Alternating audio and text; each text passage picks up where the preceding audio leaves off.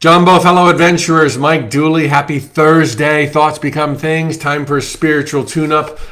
Is agreeing just to keep the peace a trauma response? This was asked about a week, 2 weeks ago, and a whole bunch of you tagged on, thumbs up, also indicated you wanted an answer to this question. I gotta say, I so appreciate women and the female audience that probably most metaphysical teachers have. I joke that it's thoughts become things, my thoughts becoming things, that gives me this amazing audience. And one of the things that's most amazing about having a female audience is you get these heart-centered questions where they're trying to balance their needs with their loves, their desires. Guys don't usually do that. Guys are bulldozers. So my heart and gratitude to all the women out there who ask amazing, touching questions like this. It's a fine line that you're walking, I know. Well, I want to help you with that a little bit here, but I have to tell you right off the bat, this is not clearly a yes all the time answer or a no all the time answer. It is absolutely a trauma response most of the time. A big yes. It is fear of losing control. But what have you done in your fear of losing control through agreeing, but losing control? You have lost control, is what I'm saying, if you agree just to keep the peace. Yet, on the other side of the equation, the answer could well be a no. There is a time and a place for strategy, juggling priorities, or as they say, this sounds so awful, but you'll get what I'm saying, picking your battles. Okay. Now, this is not about a battle, and this is not about an overall strategy to win the war, because if you've got a war going on, nobody's winning. But there is a time to bite your tongue. There is a time to want to get along more than want to be right. And I think in our day and age, given the role of women and the arrogance of men, women have been kept quiet far, far too long. And so there is this innate natural need to compensate that has pushed itself into overcompensation by saying, speak up. And it's yes, it is about time. You are needed. Your voice, your opinion, your perspectives are desperately needed. Look what's going on in the world. Everything that's not quite right, that's the doing of men.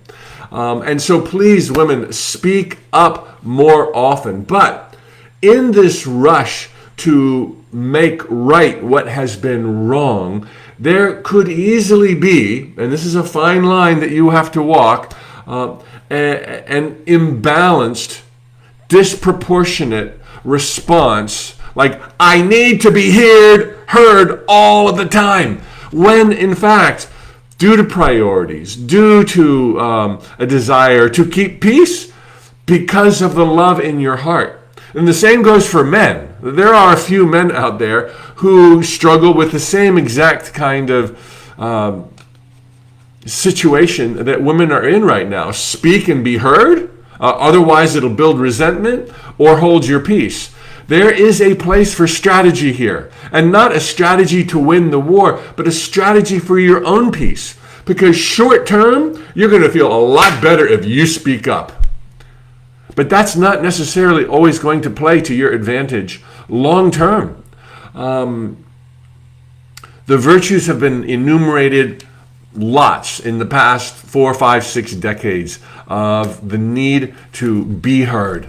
And the world needs you to be heard. But at the same time, please measure it, keeping into consideration short, medium, and long-term objectives.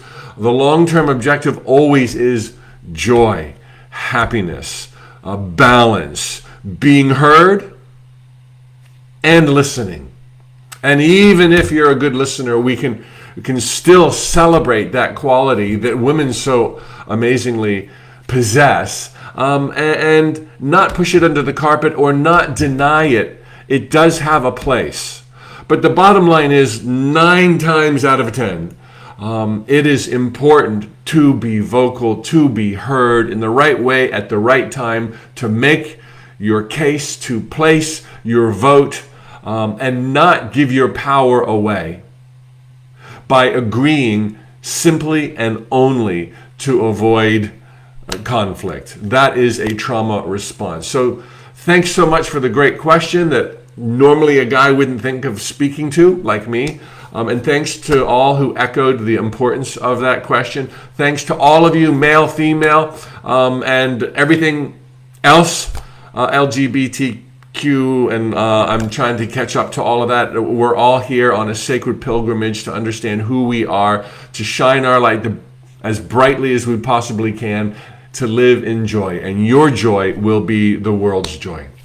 Thanks for the great question. Hey, did you know today we kicked off? It's already kicked off the Side Hustle Adventure. And yet it's not too late. You have until midnight to join us. You can catch your kickoff email immediately. And today at 3 p.m. New York City time, I'm broadcasting up to 90 minutes. The first workshop, The Logistics of Mystics. I'm speaking for probably 45 minutes to an hour, and then I'm taking participants' questions.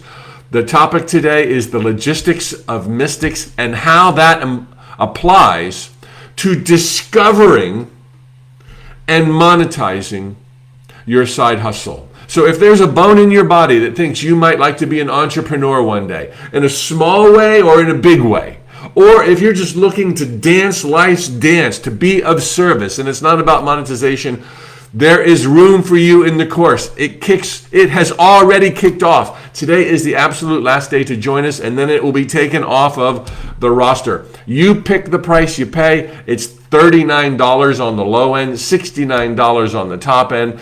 No matter what you pay, everybody gets the same full course. Workbook, 21 days in a row of videos. All the videos are on your dashboard. You don't have to go at that pace if it's too much. 4 workshops, the first of which kicks off today, and then 1 a week over the next 3 weeks. That'll give us 4, because 1, 2, 3 weeks, bookended by workshops, 2 workshops in the middle. It's going to be total joy, all right? You're going to find out who you really are. Thank you, fellow adventurers. Have a great Thursday. Look forward to seeing you on Friday. Mañana. Hasta pronto.